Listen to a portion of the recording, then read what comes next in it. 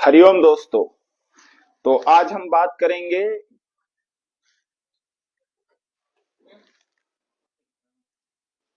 Stress, tension, anxiety, depression, migraine pain, मस्तिष्क से related psychological problems के बारे में। इसके अलावा भी जो हमारे सिर्फ चिन से लेकर के हेड तक जितने भी प्रॉब्लम्स होते हैं उनके बारे में, जैसे डबल चिन हो गया, दांतों से रिलेटेड पायरिया प्रॉब्लम हो गई, नाक से रिलेटेड साइनस की प्रॉब्लम हो गई, आंखों से रिलेटेड दूर दृष्टि दोष और निकट दृष्टि दोष हो गया, और मस्तिष्क से related migraine pain, stress, anxiety, tension, इनके बारे में।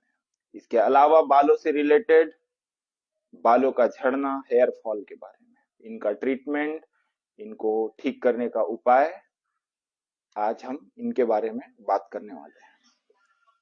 तो देखिए, सबसे पहले नीचे से हम लोग शुरू करते हैं। मैंने बोला कि चिन से लेकर के हेड तक के प्रॉब्लम्स के बारे में आज हम डिस्कस करेंगे।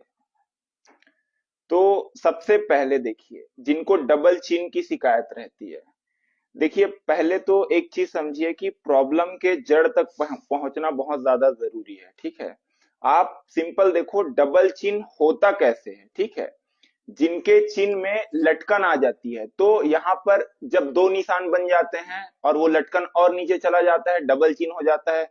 ट्रिपल निशान बन जाता है, लटकन ज्यादा हो जाती है, वो ट्रिपल चिन्ह भी होता है कई लोगों को, है ना।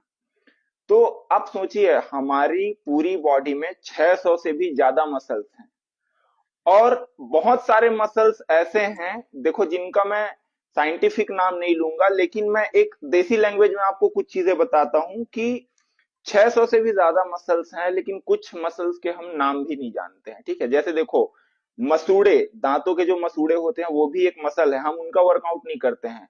आंखों की जो पलके झपकाना, जैसे वो बीच बीच में होता रहता है, लेकिन आंखों के जो रेटिना होता है, उन आंखों की जो पुतलियां होती है, उनकी हम कोई एक्सरसाइजेस नहीं करते हैं, वो भी एक प्रकार का मसल होता है। मतलब बॉडी में कुछ मसल्स ऐसे होते हैं जिनका वर्कआउट हम पूरे दिन में करते ही नहीं है। अब सोचो, ये जो पूरा फेस है, ठीक है, ये पूरा फेस भी अपने आप में एक मसल्स है, अगर ध्यान से देखें तो। हम पूरे फेस का भी कोई वर्कआउट नहीं करते हैं, वो जैसा का तैसा बना रहता है, लेकिन एक समय के बाद हमको फेस से रिलेटेड प्रॉब्लम आती है, आंखों से रिलेटेड प्रॉब्लम्स आती है, आपके अपर लिप्स और लोअर लिप्स से रिलेटेड प्रॉब्लम्स हमको फेस करने पड़ते हैं। इसके अलावा चीन से रिलेटेड प्रॉब्लम मैंने आपको बता ही दिया है। कान भी हमारा स्टेबल रहता है। तो आप सोचो, 600 से भी ज्यादा मसल है, जिसमें मैंने सिर्फ आपको कुछ गिनी चुनी चीजें बताया जिसके प्रॉब्लम लगभग लाइफ में लोगों को फेस करने पड़ते हैं, चिन से लेकर अपर हेड से रिलेटेड प्रॉब्लम्स के बारे में, है ना।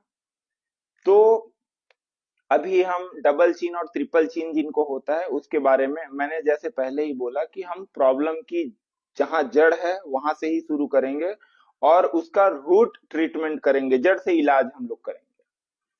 तो देखिए, जिनको डबल चिन की प्रॉब्लम रहती है वो कोशिश करें कि डबल चिन होती कैसे है।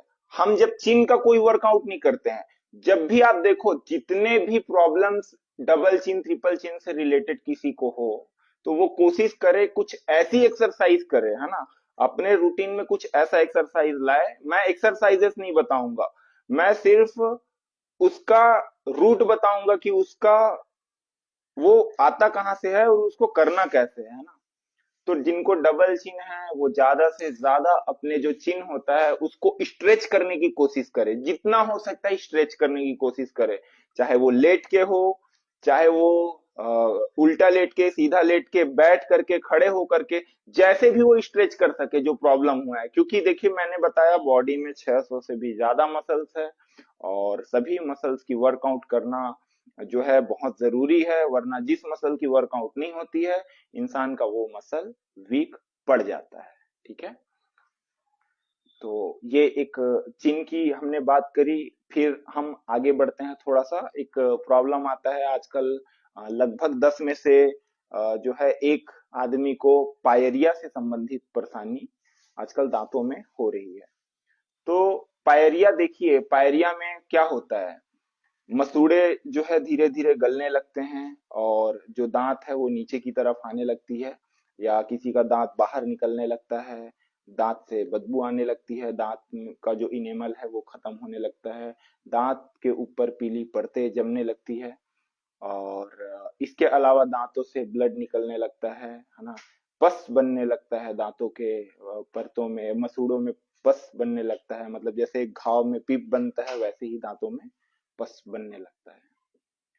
ठीक है, ये पायरिया। तो डॉक्टर के पास आप जब जाएं तो अगर शुरुआती किसी का वो पायरिया हो तो डॉक्टर उसको क्या करते हैं कि स्केलिंग करके, मतलब दांतों की सफाई करके उसको, शुरुआती जिनको प्रॉब्लम है वो अगर अपने खाने पीने का संयम रखे, मीठा कम खाएं, टाइमिंग का ध्यान रखे, कच्ची चीजें ज्यादा ले, उबली हुई चीजें ज्यादा ले, और साथ ही साथ 6 महीने के अंदर में एक बार दांतों की स्केलिंग जरूर कराएं। जिनको पायरिया है मैं उनकी बात कर रहा हूँ, जिनको ये प्रॉब्लम नहीं है उनको ये सब चीजें कराने की बिल्कुल भी जरूरत नहीं है, बल्कि इन सब चीजों से तो बचना भी चाहिए।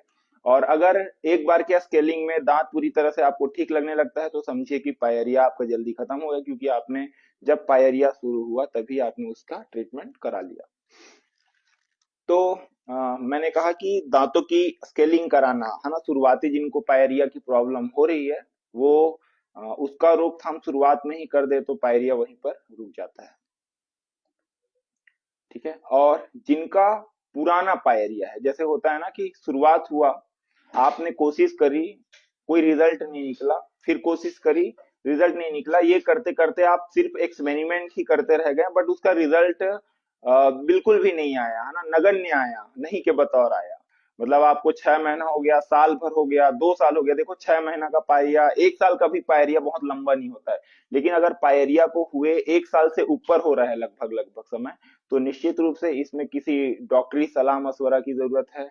और आपने जो भी चीजें करी है ना उस पर भी, क्योंकि कई लोग क्या होता है, कई लोगों को पायरिया होने के बाद दातुन भी उनके में असर नहीं करती है, वो ब्रश करे, वो मंजन करे, वो किसी भी प्रकार का ट्रीटमेंट करे, वो असर नहीं करती है। ठीक है, वो बस एक्सपेरिमेंट करते रह जाते हैं, बट वो जो चीज जहां से उत्पन्न हुई है वो होता है, क्योंकि देखो दांतों में, जैसे देखो, एक पायरिया को आप, एक एग्जाम्पल भी मैं दे रहा हूँ कैसे आप समझ सकते हैं। जैसे सपोज आदमी के शरीर में एक घाव होता है, ठीक है।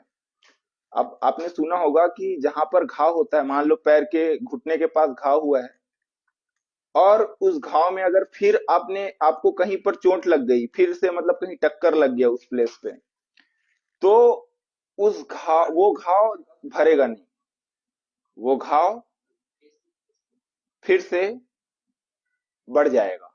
ठीक है, तो मतलब ये है कि आपको उसका ट्रीटमेंट भी करना है, आपको उसको लगने से बचाना भी है, आपको ये दोनों चीजों का ध्यान रखना पड़ेगा। सिमिलर यही सेम चीज आपके दांतों के साथ, पुराने पायरिया वाले पेशेंट के साथ होता है। जब आप ब्रश मारना दांतों में, है ना, क्योंकि देखो ब्रश करने से, क्योंकि पायरिया की प्रॉब्लम हुई ही ऐसे कि आपके दांतों का इनेमल धीरे धीरे खत्म हो रहा है। इनेमल का मतलब होता है दांतों में एक जो सफेदी लाने का एक परत काम करता है। ठीक है, आपको सामान्य भाषा में मैं बता रहा हूँ कि दांत में एक परत होती है जिसकी वजह से दांतों में पीलापन नहीं आता है, कुछ भी जो टार्टर होता है, गंदगी होती है, वो जमा नहीं होता है। तो तो वो सफेदी बनाए रखने का काम इनेमल करती है।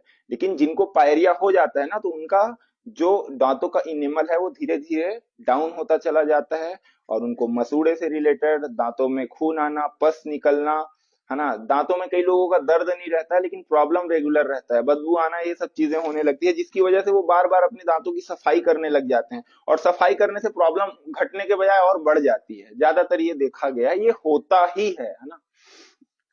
तो अब बात ऐसी है कि घाव को आप रिलैक्स देते हो, ठीक है, मतलब टक्कर लगने से बचाते हो, साथ ही साथ ट्रीटमेंट भी करते हो। सेम ऐसी ही पायरिया एक प्रकार का घाव है, ठीक है, और उस घाव को आपको टक्कर लगने से बचाना है, जैसे कि आप ब्रश कर लिया, दातुन कर लिया, ऐसी चीजों से आपको दांतों को बचाना है। आप दांत को प्रॉपर रेस्ट दे, कुछ ऐसी चीज, हल्की मसाज जैसी कोई चीज लगाए, जैसे घाव में आप कुछ पाउडर जैसा दवाई छिड़क देते हो, वैसी सेम चीज कुछ ऐसा होना चाहिए जिसमें दांतों में रगड़न ना आए, पहली चीज तो। और हफ्ते में जो रगड़ने वाली चीजें हैं उसको आप हफ्ते में एक बार करें, है ना। जैसे ब्रश हो गया, दातुन हो गया, इसको हफ्ते में एक बार करें। इसको प्रॉपर रेस्ट मिलता रहेगा आपके दांतों को। और धीरे धीरे पायरिया का जो आपका शुरू हुआ था वो एकदम से खत्म नहीं होगा, ठीक है। ये आपको लंबा चलाना पड़ेगा। कितना लंबा, ये आपके प्रॉब्लम के ऊपर, आपने उन पे कितने एक्सपेरिमेंट कर रखे हैं, कितना डैमेज कर रखा, उन सब चीज के ऊपर। अभी भाई देखो, चोट अगर छोटा है तो धीरे धीरे रिकवरी होगी, चोट अगर बड़ा है तो टाइम लंबा लगेगा। लेकिन आप अगर उसका ट्रीटमेंट भी बहुत अच्छे से कर रहे हो, केयर भी बहुत अच्छे से कर रहे हो, तो वो बड़ा घाव भी जल्दी भरने का काम करेगा। लेकिन कितना जल्दी भरेगा वो तो आपके ही रख रखाव के ऊपर डिपेंड करेगा ना, और आपके रोग प्रतिरोधक क्षमता के ऊपर भी डिपेंड करेगा, इम्यून सिस्टम के ऊपर भी डिपेंड करेगा। तो बस यही चीज है कि पायरिया के जो पेशेंट हैं उनको अपना दांतों का रख रखाव, ट्रीटमेंट, है ना, इन चीजों के ऊपर बहुत अच्छे से ध्यान देना चाहिए। जब आप ब्रश नहीं मारते हैं, जब आप दातुन नहीं मारते हैं अपने दांतों में, 7 दिन के अंदर में एक बार मारते हैं, तो दांतों का जो इनेमल है वो वापस से बनने लगता है। जो टार्टर जमा होता है वो धीरे धीरे निकलने लगती है। लेकिन इसके साथ साथ कुछ चीजों को और जानने की जरूरत है कि अगर दातुन नहीं करना है, ब्रश नहीं करना है, किसी प्रकार का बाहरी कोलगेट नहीं करना है, तो करना क्या है, ठीक है। तो देखिए, कम से कम 2 बार नमक दांतों में बिल्कुल नहीं लगाना है। नमक मिला हुआ कुनकुना पानी से कुल्ला करना है, गरारे करने हैं दांतों को, है ना। दांतों में नमक बिल्कुल नहीं लगाना है। उसके बाद कुल्ला करने के बाद साफ पानी से भी कुल्ला करना है। उसके बाद रात में सोने से पहले, मतलब या फिर सो भी जाए तो भी, दांतों में हल्दी और सरसों का तेल ये दांतों की मसूड़ों की परतों में लगा रहे, है ना। ये चीजें आपको डेली करनी है।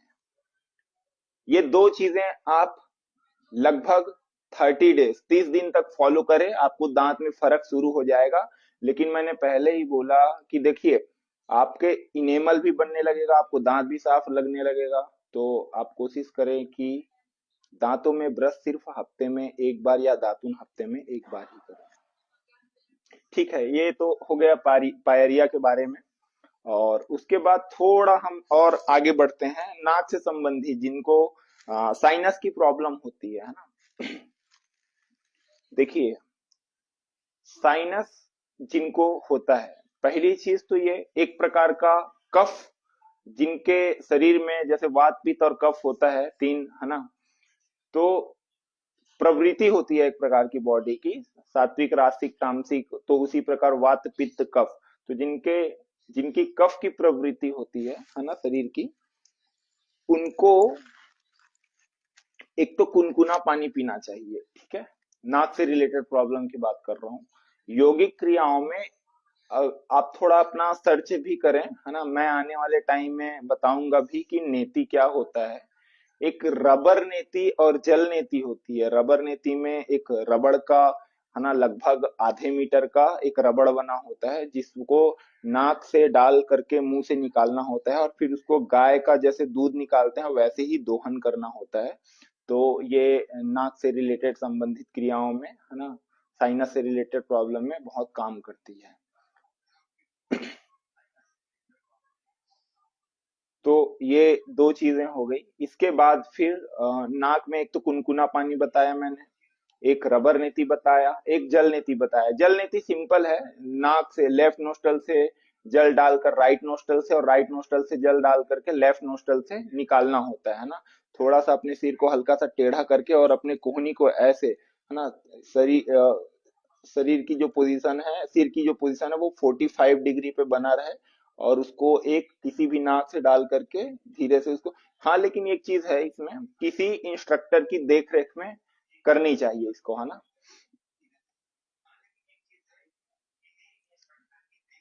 अब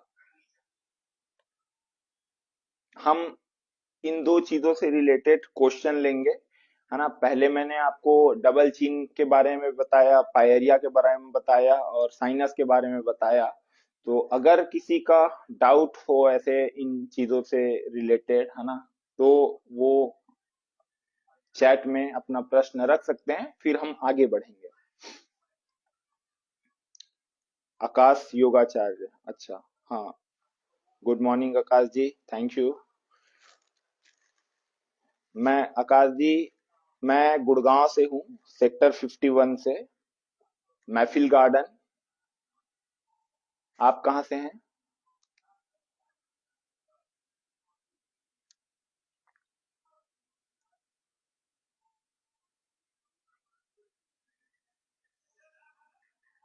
जी आकाश जी। ठीक है, तो हम, अच्छा अच्छा, मुझे ऐसा लगने लगा था आकाश जी कि आप गुड़गांव से ही हैं, सेक्टर 46 से। अ, शायद मैंने आपका वीडियो कभी देखा हो ऐसा मुझे लगा, पर कोई नहीं। चलो बढ़िया लगा, आप बेंगलोर से हैं। आईटी हब माना जाता है बेंगलोर। बहुत बढ़िया, कम समय में प्रोग्रेस किया है बेंगलोर ने।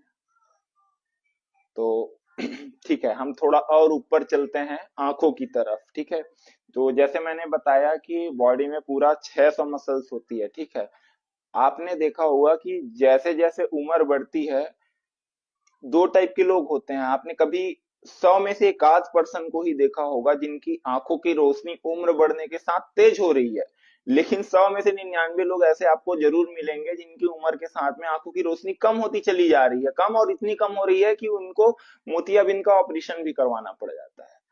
तो देखिए, आंखों की रोशनी समय के साथ बढ़ती चली जाए, ठीक है, उसके लिए क्या करना चाहिए, आंखों से रिलेटेड परेशानी ना हो, उसके लिए हमें क्या करना चाहिए? तो देखिए, हमारे बॉडी में, मैंने पहले भी बताया, फिर से रिपीट कर रहा हूँ कि 600 से भी ज्यादा मसल्स है।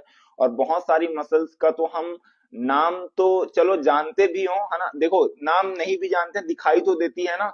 ये पूरी मसल्स, पूरा शरीर ही मसल्स का एक वो है, क्या बोलते हैं, इकाई है, इकाइयों, मसल की इकाइयों से बना हुआ है ना। तो अभी देखो, आंख आपको दिखाई दे रहा है, आंख के अंदर की पुतलियां देखो, पलके जब हम इधर नजर करते हैं, राइट लेफ्ट, तो ये पलके, ये सब चीजें ही मसल्स है ना। तो इनका वर्कआउट हम कभी करते ही नहीं है, तो नहीं करते हैं, तो अ, हमको आंखों से रिलेटेड समस्याओं का भी सामना करना पड़ता है। आप कभी ध्यान देंगे किसी मनुष्य पर, तो एक चीज आपको कॉमन दिखाई देगी कि, कभी नोटिस करना आप, है ना, प्रकृति में जितने भी जानवर है उनका कंपेयर करना आप इंसानों से, है ना। लेकिन मैं इंसानों की ही अगर बात करूं आपके सामने में, तो आप ध्यान से देखिएगा तो इंसान को आप बहुत आसानी से समझ जाएंगे कि ये लाइफ टाइम इस चीज का वर्कआउट नहीं कर रहा है, इसलिए इसका ये जो पार्ट है वो वीक है ना। आजकल दृष्टि से रिलेटेड परेशानियां बहुत बढ़ गई है। तो आंखों से रिलेटेड क्या करना चाहिए? तो देखिए, पहली चीज तो जब भी आप नहाने के लिए जाएं, तो एक मग में पानी लेकर के अलग से 2-2 मिनट तक दोनों आंखों में ठंडे पानी से अपने आंख को धो ले। मतलब अंदर 2-2 मिनट तक डुबाए रहें, एक मग में, मग के अंदर में ही अपनी आंखों को डुबाए रखें। इससे दृष्टि जो है तेज होती है ना। जिनको निकट दृष्टि दोष या दूर दृष्टि दोष की परेशानी हो चुकी है ना, या कम दिखाई देने लगा है अभी से, या जिनकी आंखों से आंसू बहने लगते हैं टाइम बे टाइम, है ना, जिनकी आंखों में जलन रहता है, उन सबको ये क्रिया जरूर करना चाहिए, और बहुत जल्दी फर्क दिखता है, पहले दिन से भी फर्क दिखना शुरू हो जाता है। इसके अलावा जल नीति, रबर नीति, पिछला अभ्यास हमने बात करा, है ना, वो भी आंखों की रोशनी के लिए बढ़िया काम करता है। जल कुंजल भी आंखों की रोशनी के लिए बहुत अच्छी होती है। और वातक्रम, व्युतक्रम, शीतक्रम कपाल भाती होता है, नाक से पानी लेके मुंह से निकालना, मुंह से पानी लेकर के नाक से निकालना, एक यौगिक क्रिया है। आप कभी सटकर्म सर्च करेंगे, मैं तो यही कहूंगा कि सटकर्म की क्रिया सभी को सीखनी चाहिए, जिसमें बस्ती, धोती, नेति, नौली, कपाल भाती, त्राटक, ये 6 प्रकार की क्रियाएं आती हैं। क्रियाओं के बारे में डिस्कशन बाद में करेंगे, लेकिन आप लोग थोड़ा सटकर्म के बारे में सर्च जरूर कीजिए। यहाँ पर सभी चीजें बता पाना पॉसिबल नहीं है, लेकिन मैं जो चीजें बता पा रहा हूँ, और देखिए, क्योंकि जितनी भी चीजें बताई गई है वो किसी इंस्ट्रक्टर की देखरेख में आपको करना बहुत जरूरी है, क्योंकि कॉन्फिडेंस बिल्ड करने के लिए किसी टीचर का होना बहुत जरूरी है। एक बार क्योंकि देखो, इंसान कितना भी कॉन्फिडेंट हो, लेकिन इंस्ट्रक्टर की देखरेख में जब चीजें ना करे, तो उसके लिए चीजें बहुत कठिन हो जाती है। कठिन ऐसे हो जाती है कि थोड़ी सी भी अगर उसको गलत चीजें या डाउट लगने लगे, तो वो डर ही प्रॉब्लम्स को और ज्यादा बढ़ा सकती है। ठीक है, तो आंखों से रिलेटेड ये चीज आप, है ना, जरूर कीजिए, ताकि जो दृष्टि की प्रॉब्लम है वो आपकी ठीक हो जाए। कान को कैसे साफ करें? तो देखिए, कान को साफ करने के लिए सिंपल ये है, अगर कान में जो है कचरा जमा हो जाता है, जिनका जल्दी से जल्दी जमा हो जाता है, जिनको प्रॉब्लम्स रहती है, कानों में दर्द रहता है, देखिए ठंड के दिनों में एक तो कान के पास के एरिया की सिकाई जरूर करें। जैसे एक कुशन होता है, तो कुशन जैसा कपड़ा ले करके, है ना, उसको गर्म कर करके या भाप दिखा दिखा के अपने कानों की सिकाई करें। जैसे ही नहा के आप वापस आते हैं, ठीक है, तो कानों में पानी भर जाता है, तो कान थोड़ा देर सूखने के बाद, धूप में रहने के बाद, उसमें जो है सरसों का तेल, गरम सरसों का तेल जरूर डालें। तो इससे क्या होता है, जो भी कचरा जमा होता है वो आसानी से या तो बाहर ही निकल जाता है पूरी तरह से। तो ये दो चीजें बहुत कामगर होती है, कान को साफ करने के लिए इतनी चीजें पर्याप्त होती है। थोड़ा और ऊपर आते हैं तो मस्तिष्क से related stress, tension, anxiety, migraine pain, ये परेशानियां आजकल कॉरपोरेट सेक्टर्स में और आम आदमी के जीवन में छोटी छोटी चीजों को लेकर के, जैसे ही मल्टीमीडिया जो है शुरू हुआ है, मोबाइल, लैपटॉप, है ना, जितने भी टेक्नोलॉजीज की चीजें बढ़ी है, वैसे वैसे ही आदमी का लग्जूरियसिटी की तरफ रुझाव बढ़ा है, और लग्जरियस लाइफ जीने के लिए काफी सारे प्रॉब्लम्स उनके लाइफ में आई भी है ना। चीजों को आसान तो कर दिया है साइंस ने, पर हमारा जो ये मोमेंटम है बॉडी का, ये कहीं ना कहीं हमारा जो है नुकसान हुआ है इन चीजों से रिलेटेड। तो जरूरी है कि मस्तिष्क से रिलेटेड, अब हाँ, मैंने बोला कि कॉरपोरेट सेक्टर्स में काफी मतलब इसमें देखने को मिलता है कि लोग स्ट्रेस, टेंशन, एंजाइटी और माइग्रेन पेन जैसे प्रॉब्लम, मस्तिष्क से साइकोलॉजिकल चीजों से परेशान रहते हैं, जो मेंटल स्ट्रेस जो है ना, काफी देखने को मिलता है। तो क्या करना चाहिए, है ना? देखिए, मैंने पहले ही बोला कि जो काम जहां से शुरू हो रहा है ना, मस्तिष्क से रिलेटेड प्रॉब्लम है, तो देखिए, कोई भी चीज का प्रॉब्लम जहां से शुरू होता है ना, आपको उसी चीज को पहले बंद करना पड़ेगा। जैसे देखिए,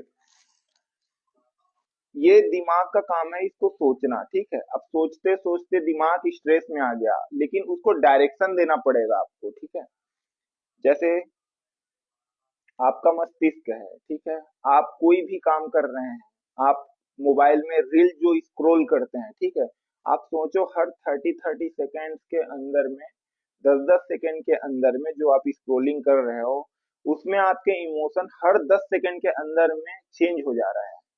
तो ये चीज नहीं होना चाहिए। देखिए, आपके मन पर इतना तो कम से कम कंट्रोल होना चाहिए कि अगर आप मोबाइल देख रहे हैं, तो मोबाइल में क्या देखना है ये आपके मन ऊपर डिपेंड होना चाहिए, ना कि मोबाइल के ऊपर, कि आप स्क्रोल किए जा रहे हो और वो आपको जो चीजें दिखा रहा है वही आप देख रहे हो। तो इससे क्या होता है ना, ये कोई प्लानिंग नहीं होती है, ठीक है, सारी चीजें अनप्लान तरीके से चल रहा होता है। प्लानिंग कीजिए, जिस चीज पर आपको सर्च करना है आप उसी से रिलेटेड चीजों को जो है मोबाइल में, लैपटॉप में, है ना, सर्च कीजिए, लिखिए, उसके बारे में मतलब जानिए, है ना। तो ये क्या होता है ना, आपने अपने डायरेक्शन को चैनलाइज कर दिया। तो इससे जो आपकी आंतरिक ऊर्जा है, वो वजह बेवजह जो बहती चली जाती है, वो आपका अंतर्मुखी हो जाएगा। अंतर्मुखी का मतलब है आपके अंदर सधा हुआ रहेगा, सहजा हुआ रहेगा, है ना, आप इकट्ठा होता रहेगा, कलेक्ट होता रहेगा। तो सिंपल, बस इतना चीज करने में आपका काफी सारा जो मानसिक रोग है ना, वो दूर हो जाएगा। लेकिन बात यहाँ पर खत्म नहीं होती है, क्योंकि हमने एक बाहरी सोर्स से क्या जो हमारे अंदर जा रहा है उसको तो अब हमने बंद कर दिया, उसको चैनलाइज कर दिया, डायरेक्शन दे दिया, ठीक है, तो काफी सारी प्रॉब्लम पहले ही सॉल्व हो गई। मैं बोल रहा हूँ 70% परेशानी सॉल्व हो गई, 30% परेशानियां और अभी बाकी है। तो देखिए, ये क्या होता है ना, एक जैसे ही आदमी 30 की उम्र क्रॉस करता है, तो जितने भी गार्बेज है ना, कचरा है, उस पहले तो 30 की उम्र तक इंसान के शरीर में सेल्फ इम्यून सिस्टम काम करता है, मतलब खुद से रोगों से लड़ने की शक्ति काम करती है। लेकिन जैसे जैसे उम्र बढ़ती चली जाती है वो क्षमता धीरे धीरे कम होती चली जाती है। तो तो इसके लिए क्या करना है कि हमारा immune system as it is बना रहे, ठीक है। तो फिर अब क्या क्या करना पड़ेगा, अब आपको एफर्ट्स लगाने पड़ेगा। पहली बात तो एफर्ट्स जिसकी मैं बात कर रहा हूँ 30 की उम्र के बाद कम होने लगता है, वो चीज आपको आपको बहुत पहले ही शुरू कर देना चाहिए ना। देखिए एक्सरसाइज, योग, आसन, प्राणायाम, मुद्राएं बंद करने के लिए, ध्यान करने के लिए, इसके लिए कोई उम्र नहीं होनी चाहिए, कोई लिमिटेशन नहीं होनी चाहिए, ठीक है। तो एक तो आपने ये सब चीजें नहीं करी और ऊपर से उम्र जो भी हो वहां से लेकर 30 साल तक आपने सिर्फ अपने दिमाग में, अपने मन में, अपनी बुद्धि में, अपने पेट में और अपने पूरे शारीरिक स्वास्थ्य पर केवल कचरा ही डाला हुआ है। तो 30 की उम्र के बाद उसका रिजल्ट जो भी आपने पिछला किया हुआ है उन सबका रिजल्ट 30 की उम्र के बाद दिखाई देना शुरू होता है, क्योंकि नए सेल्स बनना, शरीर में वीर्य बनना, मसल्स बिल्ड होना, ये सारी चीजें डिक्रीजिंग मूवमेंट पे चली जाती है ना। तो इस वजह से आपको अब क्या करना होगा, आसन की प्रैक्टिस, मतलब फिजिकल प्रैक्टिस करना शुरू करना पड़ेगा। प्राणायाम, ब्रीदिंग, है ना, जैसे कि आपने सुना होगा अनुलोम विलोम, कपालभाति, भस्त्रिका, भ्रामरी, शीतली, सितकारी, है ना, इस तरीके का केवली प्राणायाम, है ना, ओम चैंटिंग, है ना, ये सब चीजें आपको प्राणायाम में शामिल करना पड़ेगा। उसके बाद थोड़ा और आगे बढ़ते हैं। अब आपने क्या हो गया, अब आपने अपना इम्यून सिस्टम स्ट्रांग करने की तरफ अपना पहला कदम ले लिया। अब प्रॉब्लम 90% तक पूरी तरह से क्योर हो जाएगी। 10% प्रॉब्लम बढ़ जाती है, क्योंकि अब आपका क्या होगा कि आप अपने इम्यून सिस्टम स्ट्रांग कर दिया, बाहरी जो भी पचड़े हैं उनसे आपने अपने माइंड को एक डायरेक्शन दे दिया, आप अनप्लान तरीके से कोई काम नहीं कर रहे हैं, आपने उस डायरेक्शन को चैनलाइज कर दिया। तो अब जो 10% जो प्रॉब्लम बची हुई है वो जाएगा ध्यान से, ध्यान करने से। क्योंकि आपको अब देखिए, जैसे शरीर को स्वस्थ रखने के लिए शरीर का व्यायाम जरूरी है, ठीक वैसे ही मन को स्वस्थ रखने के लिए, मन के बल को बढ़ाने के लिए मन का व्यायाम करना बहुत जरूरी होता है।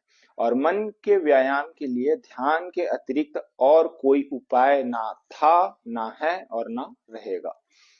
तो ध्यान, ध्यान किस तरीके से करना है, देखिए कोई भी आप प्रकार का ध्यान कर सकते हैं, ठीक है। ध्यान का आप सुबह शाम में दो अलग अलग प्रकार के ध्यानों का भी जो है अनुसरण कर सकते हैं। ध्यान के मैं कुछ नाम बता देता हूँ, आप कभी सर्च कर लीजिएगा, मैं क्रिया यहाँ पर करके अभी नहीं बताऊंगा ध्यान का। आने वाले टाइम में मैं ध्यान के लिए भी प्रॉपर जो है गाइडलाइन दूंगा, इंस्ट्रक्शंस दूंगा कि ध्यान कैसे करना चाहिए। पर फिर भी मैं कुछ नाम बता देता हूँ जो जो मैं खुद करता हूँ, है ना, वही चीज मैं आप लोगों को बताऊंगा। मैंने जो चीज, जिन ध्यान को करके बहुत अच्छा अनुभव किया हुआ है, मेंटल प्रेशर से, मेंटल अनस्टेबिलिटी से, है ना, मेंटल डिक्रेजमेंट से जो राहत मिली है मुझे, उन ध्यानों के मैं आपको नाम बताने जा रहा हूँ। तो देखिए, आज के दौर में सबसे सरल उपाय है नाम जप। आप किसी भी जो आपका इष्ट है, जो भी आपका इष्ट है ना, कृष्ण हो सकते हैं, राम हो सकते हैं, है ना, कोई मतलब माता हो सकती हैं, है ना, माँ दुर्गा हो सकती हैं, कोई भी, है ना। तो जो भी आपको नाम प्रिय है, आजकल बहुत से लोग जो है नाम दीक्षा भी ले लेते हैं, या फिर घर में बैठकर हरे कृष्णा कृष्ण कृष्ण हरे हरे, हरे राम राम राम हरे हरे। तो 108 का जो माला बना होता है उस माले से वो नाम जप जो है 8 बार, है ना, 108 की माला से 8 बार, 8 राउंड, मतलब एक राउंड में 108 बार हरे कृष्ण महामंत्र बोलते हैं। फिर दूसरी बार, तीसरी बार, इस तरह से 8 बार वो नाम जप करते हैं, कई लोग 16 बार भी करते हैं। जिनको केवल स्पिरिचुअल प्रैक्टिसेस में ही जाना है वो 16 बार, 32 बार, 64 बार भी करते हैं। तो सामान्य एक जो गृहस्थ है वो 8 बार तो कम से कम कर ही सकते हैं। 8 बार माला करने में लगभग 1 घंटे का समय लगता है। तो आपको मैं एक चीज और बता दूं, कई लोगों को लगता होगा कि हमारे पास समय नहीं रहता है, हम समय नहीं निकाल सकते। मेरा दावा है, मेरा अनुभव भी है कि मैं आपको कहता हूँ आप नाम जप शुरू करें। आपका 1 घंटा जब आप नाम जप करेंगे ना तो आपकी बहुत सारी चीजें बचेंगी। वो कैसे बचेंगी मैं एक कम शब्दों में बता देता हूँ। आप 1 घंटे नाम जप चाहे चलते फिरते करो, शुरुआती अभ्यासियों के लिए कोई दिक्कत नहीं है ना। अगर आपको एक जगह बैठा नहीं जाता है, बैठने में तकलीफ होती है, 1 घंटे कंटिन्यूअसली बैठा नहीं जाता है, आप एक शांत जगह पे जहां पर हल्ला गुल्ला शोर शराबे ना हो, ऐसे प्लेस पर जा करके आप नाम जप का अभ्यास 1 घंटे तक कंटिन्यूअसली चलते फिरते कर सकते हैं, कोई दिक्कत नहीं है ना। आंख बंद करने की भी जरूरत नहीं है शुरुआत में। शुरुआती अभ्यास धीरे धीरे अगर आपको ऐसी सुविधा मिल जाती है, बैठने का मन करता है, मन शांत हो जाता है, तो आप बैठकर भी इसका अभ्यास कर सकते हैं। जब आप नाम जप करते हैं तो आपका खाना सही होता है, आपका रहन सहन सही होता है, आपको नींद अच्छी आती है, सात्विक नींद आती है, कम समय में नींद पूरी हो जाती है। आप जो नींद लेंगे वो 3-4 घंटे 5 घंटे के अंदर में ऐसी नींद होती है जो नींद में किसी भी प्रकार का अनावश्यक चीज आपके दिमाग में नहीं चल रहा होता है। ये अपने आप में एक बहुत बड़ी उपलब्धि होती है। देखिए, आपका मन गलत खान पान के प्रति हटकर अच्छे खाने पीने की ओर चला जाता है। और आप जो टाइम बे टाइम खाना खाते हैं, है ना, कई लोग 5-5 6-6 बार खाना खाते हैं। मैं बोल रहा हूँ जो नाम जापक है 1 घंटा भी अगर अभ्यास करता है तो वो अगर 2 या 3 टाइम खाता है या वो एक भी टाइम खाता है तो उसका मन अंदर से बिल्कुल इसके लिए खिन्न नहीं रहेगा, है ना। कि बार बार हमारा क्या है ना, खाने के क्रेविंग के प्रति ही काफी एनर्जी चली जाती है, वो चीज नहीं होना चाहिए। उस चीज से वो जो जो इसका अभ्यास करते हैं नाम जप का, वो क्रेविंग से काफी बचे रहते हैं ना। गलत गलत जो विचार है वो अपने आप धीरे धीरे कम होते चले जाते हैं और कई लोगों का खत्म होते चले जाते हैं ना। ऐसे लोगों को भी देखा गया है। ज्यादातर वो विचार मतलब सेक्सुअल संबंधित होते हैं, काम वासना से रिलेटेड जो उनको झेलनी पड़ती है, वासना से रिलेटेड परेशानी उनको झेलनी पड़ती है। ये अपने आप में एक बहुत बड़ी जीत होती है और इससे इंसान का काफी समय बचता है। तो ये कभी मत सोचिएगा कि 1 घंटा हम नाम जप में दे रहे हैं तो हमारा समय व्यर्थ जाएगा। मैं बोल रहा हूँ आप 1 घंटा नाम जप में देते हैं तो आपका 6-8 घंटा ऐसे ही बच जाता है। आप गलत चीजों को करने से बच जाते हैं, अच्छी चीजें आपके अंदर में आती चली जाती है। धीरे धीरे मन जो है शांत होने लगता है, आनंदित होने लगता है, आपका प्रेजेंस ऑफ माइंड अच्छा होने लगता है, वर्तमान में रखने की कला आपके अंदर आनी शुरू हो जाती है। और नाम जप इसलिए भी अच्छा हो जाता है क्योंकि एक अनुभूति जो है ना, जैसे देखो, जब आप दूध को मथते हैं तो क्या होता है कि दूध से दही बनेगा, दही से छाछ बनेगी, छाछ से घी बनेगा, लेकिन आपको दूध दिखाई देता है। लेकिन ये सारी चीजें जो इससे बनने वाली है वो चीजें आपको दिखाई नहीं देती है। तो जो नाम जापक है ना, उसको ईश्वर दिखाई नहीं देता है, उसकी अनुभूति उसके साथ साथ चलती है। कोई पर्सन अगर 1 घंटे नाम जप कर रहा है तो उसको इतना महसूस जरूर होगा कि कोई विशेष शक्ति है जो मेरे साथ साथ है, जो अगर मैं कुछ गलत भी कर रहा हूं तो प्रभु हम भी शरणागत है ना। अ, प्रभु हम भी शरणागत है, उद्धार करो तो जाने, मतलब हम आपके शरण में हैं और अब आपको ही देखना है। ये जो स्थिति इंसान के मनोमस्तिष्क में रहती है वो अपने आप में एक बहुत बड़ी उपलब्धि होती है। ये स्थिति उसके अन सर्वे सर्वा बनी रहती है, अगर लगातार बनी रहती है। तो इसलिए भी नाम जप बहुत अच्छा है। और जैसे जैसे इसका साधक प्रैक्टिस करता है उसके जीवन में नाम जप जप के प्रति जो अनुभूति है, जो इसको करने के प्रति लगाव है, रुझान है, वो अपने आप धीरे धीरे बढ़ता चला जाता है। अब थोड़ा और आगे बढ़ते हैं। तो ये कोई तकनीक नहीं है ना, ये एक प्रॉपर स्पिरिचुअल प्रैक्टिस है नाम जप। नाम जप देखो आज के कलयुग में सहज है, सरल है ना। तुलसीदास जी ने भी कहा था कि नाम मतलब केवल आधारा है, कलयुग केवल नाम आधारा, सुमिर सुमिर नर उतरहि अपारा।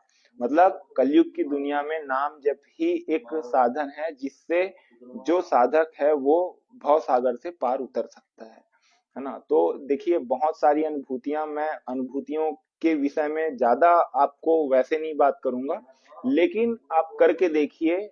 बहुत सारी अनुभूतियां है, बहुत सारी अंदर में आपके छुपी हुई शक्तियां हैं, वो धीरे धीरे उजागर होंगी। और क्या पता किसी को कम समय लगेगा, ज्यादा समय लगेगा, पर नाम जब से नाम नामी से बड़ा होता है, जो भगवान से बड़ा भगवान का नाम होता है। तो आप नाम जप कीजिए, आपको भगवान की अनुभूति केवल नाम करा सकता है, क्योंकि भगवान के दर्शन करना तो एक बहुत बड़ी है ना वो होती है। तो ठीक है, अभी हम अब स्पिरिचुअल, ये तो स्पिरिचुअल, इसको हम तकनीक नहीं बोलेंगे, एक स्पिरिचुअल विद्या है ना, जिसको करते करते इंसान और करना शुरू कर देता है। अब हम स्पिरिचुअल टेक्निक्स की बात करते हैं। तो तकनीकी अगर आप कुछ आजमाना चाहते हैं या किया होगा, तो विपश्यना उसमें से पहले नंबर पर है ना। विपश्यना में क्या होता है कि एक तो पहली चीज समझे कि विपश्यना जो है, गौतम बुद्ध, भगवान गौतम बुद्ध ने इसका इसका जो है अ, इसके बारे में बताया था। तो क्या होता है कि विपश्यना का मतलब होता है कि जो चीज जैसी है उसे वैसे ही देखना।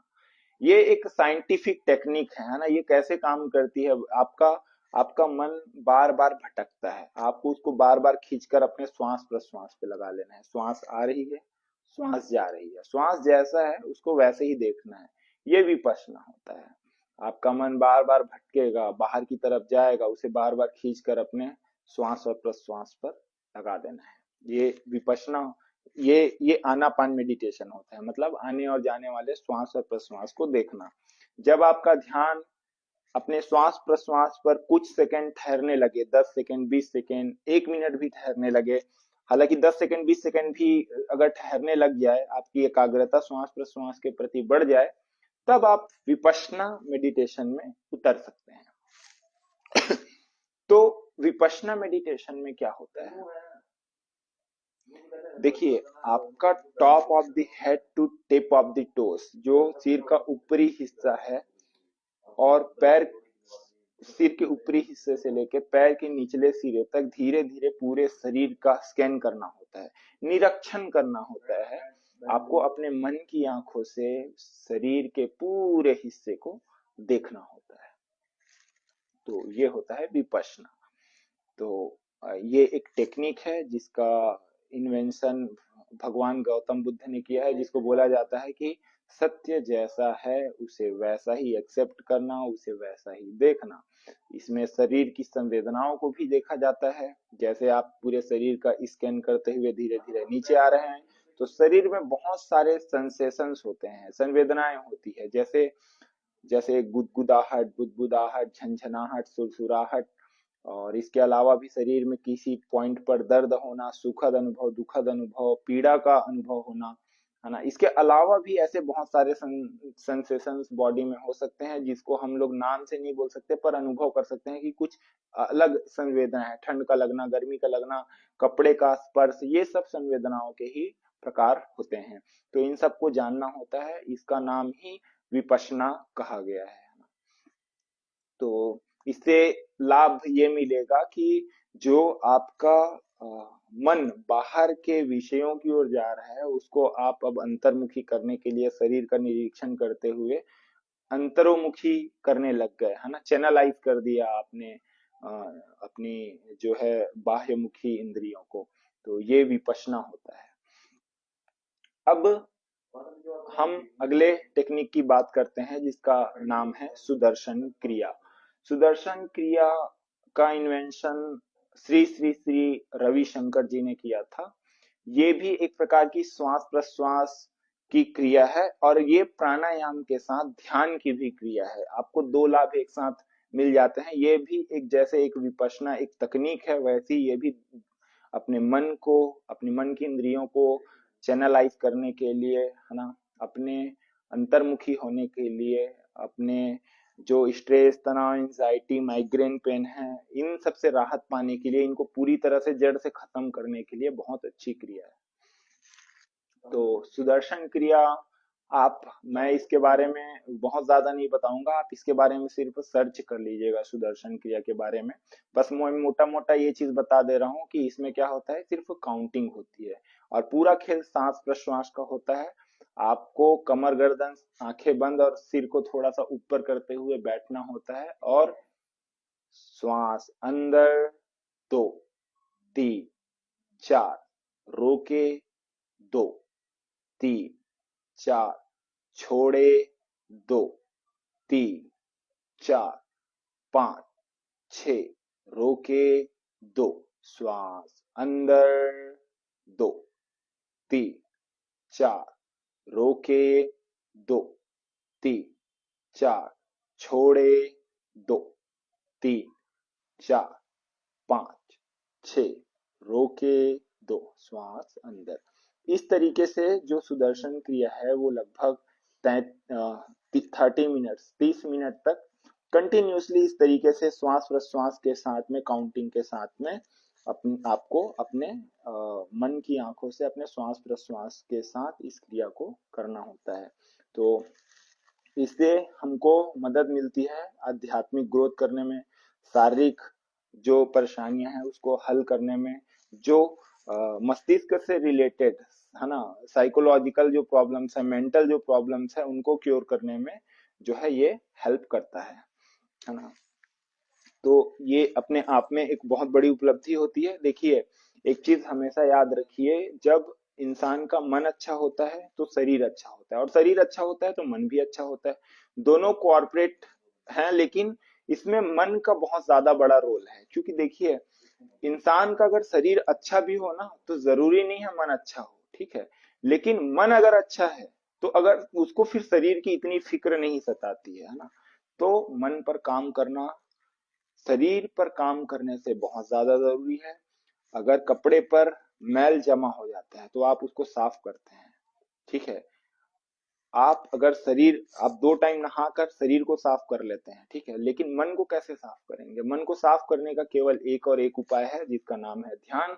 ध्यान की विधि मैंने आपको आज बताई। और अगर आपका अपने इस जो शरीर की बनावट है, चिन्ह से लेकर के हेड तक, इससे रिलेटेड कोई भी अगर आपको समस्या है तो आप मुझे कमेंट में करके पूछ सकते हैं। मैं कोशिश करूंगा उनका उस प्रश्न का उत्तर देने की, और नहीं तो फिर हम और आगे बढ़ेंगे। मैं वेट कर रहा हूं। अगर आपका कोई प्रश्न हो तो आप कमेंट बॉक्स में, और हाँ, एक चीज और, आप लोग कहाँ कहाँ से हैं मुझे कमेंट में एक बार लिख कर बताएं। मैं गुड़गांव सेक्टर 51 से हूँ, महफिल गार्डन।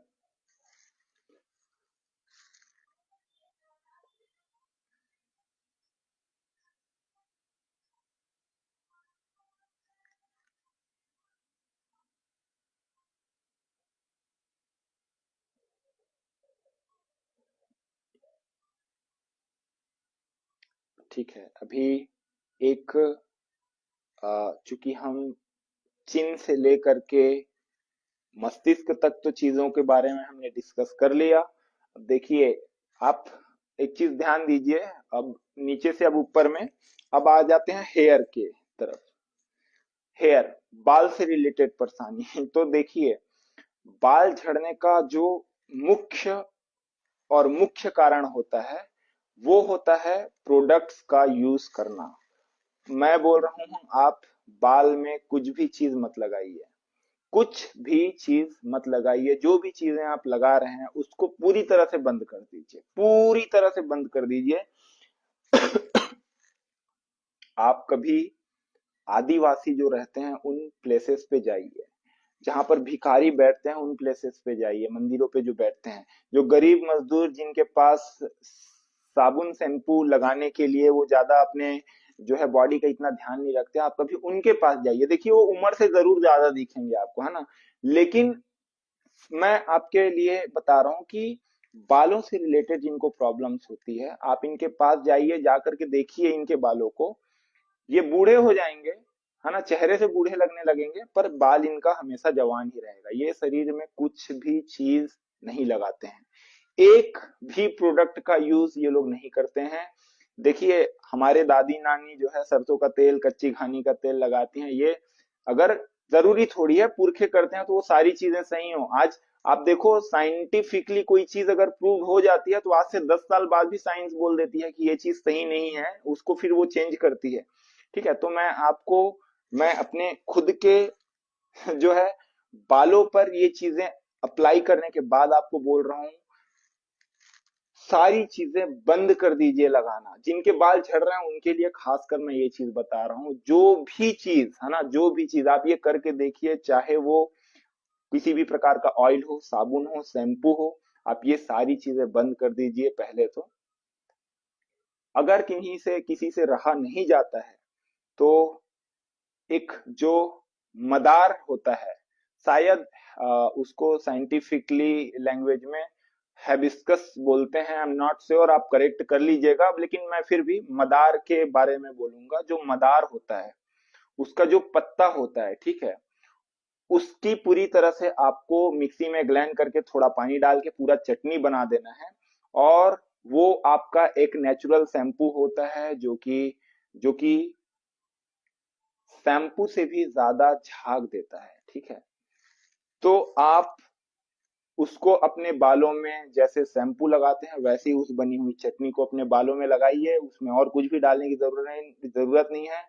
वो नेचुरल होने के बाद आपके बालों को बहुत बढ़िया झाग देगा और बहुत अच्छे से साफ करेगा। और हफ्ते 10 दिन में एक बार आप तेल लगा सकते हैं, अगर आपको जरूरत महसूस हो रही है, रूखापन लग रहा है तो। नहीं तो कुछ भी नहीं लगाएंगे तो बाल ज्यादा अच्छा रहेगा। शुरुआती दौर में परेशानियां हो सकती है, फिर देखो ये शरीर है, अगर आप -3 डिग्री टेम्परेचर में रहने की आदत है तो 6 डिग्री टेम्परेचर में आपको गर्मी लगने लगेगा, है ना। कहने का मतलब है, प्रकृति के साथ आप जैसा तालमेल बैठाएंगे ये शरीर वैसे ही व्यवहार करना शुरू हो जा कर देगी। आप अगर एक बार गर्म पानी से नहाना शुरू करेंगे तो आपको ठंडे पानी की जो सहने की क्षमता है वो कम होती चली जाएगी। मैं एक एग्जांपल के तौर पे बता रहा हूँ, मैं अपने जो टॉपिक है उससे नहीं भटक रहा हूँ। मैं सिर्फ यही बताना चाह रहा हूँ आपसे कि बालों का जो जड़ है, जो प्रॉब्लम शुरू होती है ना, जिन चीजों का आप ज्यादा ख्याल रखते हो ना, वही चीज आपके मन को ज्यादा कष्ट पहुंचाती है, वही चीज आपसे जल्दी छिन जाती है ना, आपको दुख लगता है। देखिए, बाल का स्ट्रेस, तनाव, एंजाइटी, माइग्रेन पेन, इन सब चीजों से रिलेशन तो है ही है। हमको टेंशन फ्री तो रहना ही है, क्योंकि जो चीज आपके ऊपर से शुरू होती है, मस्तिष्क से शुरू होती है, तो मस्तिष्क में रहने वाली, ऊपर रहने वाली चीजों को सबसे पहले नुकसान पहुंचाती है। तो उसके लिए मैंने आपको पिछले आसन, प्राणायाम, ध्यान की विधियां सब बता दी है कि है ना, क्या क्या करना है फिजिकल प्रैक्टिसेस में। लेकिन फिर भी जो चीजें डायरेक्ट काम करती है ना, साबुन, शैम्पू, ऑयलिंग करना, ये सब चीजें बिल्कुल बंद कर दीजिए। आपके बालों से रिलेटेड प्रॉब्लम्स खत्म हो जाएगी। मैंने आपको मदार का एक सॉल्यूशन बता ही दिया है कि मदार का जो पत्ता होता है ना, उसके बारे में मैंने आपको बता ही दिया। वो एक नेचुरल शैम्पू है, उसको यूज कीजिए। उसके बाद हफ्ते में 10 दिन में एक बार तेल लगाइए, आपका बाल बढ़िया रहेगा। कभी जाइए आदिवासी जो जंगलों में रहते हैं, जो भिखारी हैं, उनसे मिलिए। आप उनके बालों को देखिए, आप उनके बालों को खींच कर भी देखिए। ठीक है, बहुत से लोग आपको ऐसे दिखाई देंगे जो अपने बालों से पत्थर तक उठा लेते हैं। आज भी बहुत लोग दिखाई देंगे जो अपने बालों से पत्थरों को भी उठा लेते हैं। तो बस इतनी सी चीज थी इस बारे में। अब ठीक है, ये तो हमारा जो टॉपिक था। अभी भी आप में से किसी का कोई प्रश्न हो, मेरे जो भी बताए हुई चीजें हैं उनसे आपको कोई डाउट हो तो आप एक बार पूछ सकते हैं, नहीं तो मैं आगे बढ़ता हूँ, है ना।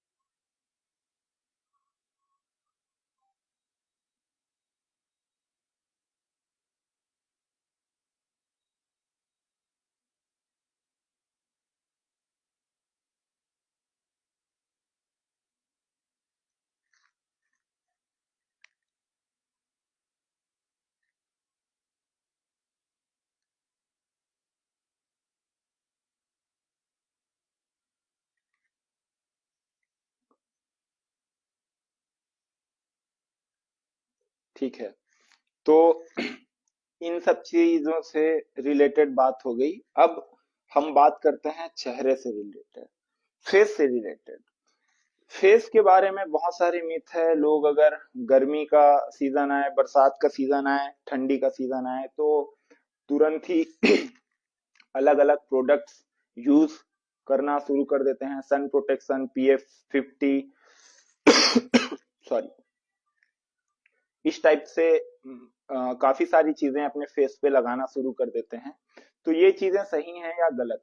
देखिए, PF50 इनसे लोगों को निश्चित रूप से बेनिफिट मिलता है ना, बट मैं इसके से परे आपको कुछ चीजें और बताना चाह रहा हूँ। देखो, लोगों को इन चीजों की जरूरत क्यों पड़ रही है, आप थोड़ा इनके जड़ पे जाइए, है ना। लोगों को इन चीजों की जरूरत इसलिए पड़ रही है क्योंकि इंटरनल कोई प्रैक्टिस नहीं है और बाहरी चमक आपको दिखाना जरूरी है। लोगों के बीच में जा रहे हो तो नेचुरल कुछ रहा नहीं।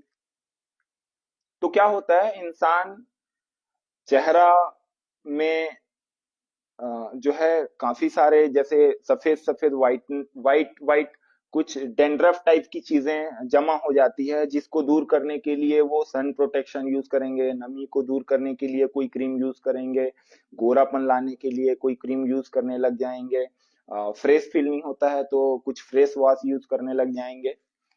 तो ये सब क्या हो गया, इंटरनल प्रैक्टिस नहीं है, इसलिए आप कुछ बाहरी चीजों से अपने बॉडी को ठीक करने की कोशिश में लग जाते हैं। बट क्या है पता है, कहीं ना कहीं ये चीजें आपको करंट में फ्रेश फील करा देती हैं, बट इसके सिम्टम्स आपकी बॉडी में एक समय के बाद उभरने लगते हैं। क्योंकि देखो, अभी बॉडी का अपना एक सिस्टम है, वो स्ट्रांग है, ठीक है। इस वजह से आपको अभी वो चीजें निगेटिव फील नहीं दे रही है, कोई निगेटिव रिजल्ट्स नहीं दे रही है, ठीक है, पॉजिटिव रिजल्ट्स ही दे रही है।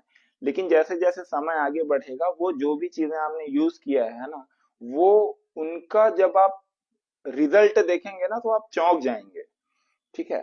चौंक जाएंगे इट मीन्स कि वो इतने निगेटिव परिणाम देंगे आपको, है ना। कई लोगों के दाने उभर आते हैं, स्किन से रिलेटेड प्रॉब्लम्स क्रिएट हो जाती हैं।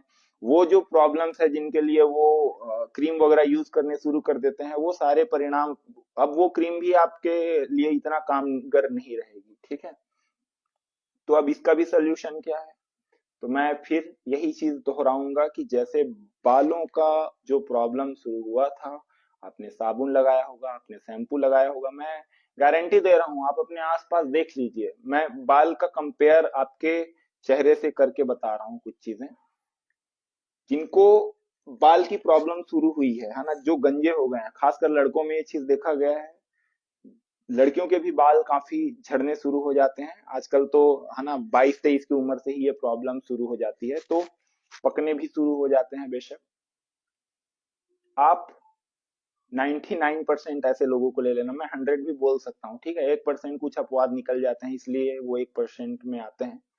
तो 99% लोगों को देख लीजिए जो अपने बालों में, अपने शरीर में साबुन शैम्पू का ही यूज करते हैं, उन्हीं को ये प्रॉब्लम फेस करना पड़ता है। सेम यही चीज आपके फेस में है ना, जो आपका फेस है, चेहरा है, इसमें जो आप क्रीम यूज कर रहे हो, जो भी चीजें यूज कर रहे हो इसको ठीक करने के लिए, है ना, तो फेस से रिलेटेड जो प्रॉब्लम है, ये भी तभी जो है बिल्कुल भी नहीं आपको सताएंगी जब आप इसमें कुछ भी चीज लगाना छोड़ देंगे, नेचुरली प्रैक्टिस करेंगे। कोई भी फिजिकल प्रैक्टिस हो, मैं जरूरी नहीं है अगर मैं योगा कराता हूँ या करता हूँ तो मैं आपको योगिक प्रैक्टिस ही करने के लिए बोलूंगा, है ना। पेड़ पे चढ़ना हो गया, इसको मलखंब बोला जाता है। शरीर से स्वेट होना चाहिए, यू स्वेट मोर। आपको ज्यादा से ज्यादा स्वेट करने की, पसीना निकालने की जरूरत है। बॉडी अपने आप टॉक्सिन्स को रिलीज कर देगा, आपको कुछ अलग से करने की जरूरत नहीं है। तो कोई भी फिजिकल प्रैक्टिस, रनिंग हो, स्विमिंग हो, कार्डियो हो, है ना, जितने भी जंपिंग के वेरिएशंस होते हैं, है ना, जिम को छोड़ करके, है ना, जिम कोई प्रॉपर फिजिकल प्रैक्टिस में नहीं आता है। क्यों? उसका रीजन है, अगर आप जिम कर रहे हैं तो आपको फिजिकल प्रैक्टिस का जो है फ्लेक्सिबिलिटी का प्रॉपर नॉलेज होना बहुत जरूरी है। केवल आप जिम जिम करके अपनी बॉडी को अच्छा कर लोगे, ऐसा नहीं होता है। आपका शरीर 30-35 के बाद, है ना, देखा भी जाता है, बैठ जाएगा, वो काम नहीं कर पाओगे आप। तो रनिंग बेस्ट है, स्विमिंग कीजिए, योगा कीजिए, योगा बहुत बढ़िया है, कार्डियो कीजिए, जंपिंग्स वगैरह कीजिए खूब सारे, मलखम्ब कीजिए, बहुत अच्छा स्पिरिचुअल प्रैक्टिस है कभी, है ना। तो इस टाइप की आपको प्रैक्टिस करनी पड़ेगी।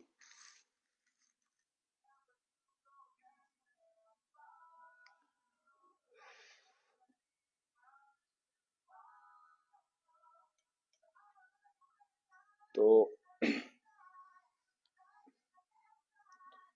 अभी जितनी भी चीजें बताई गई है, अगर आप लोगों को इससे इसमें कोई प्रकार का डाउट हो, कोई प्रश्न हो, तो आप जरूर पूछें।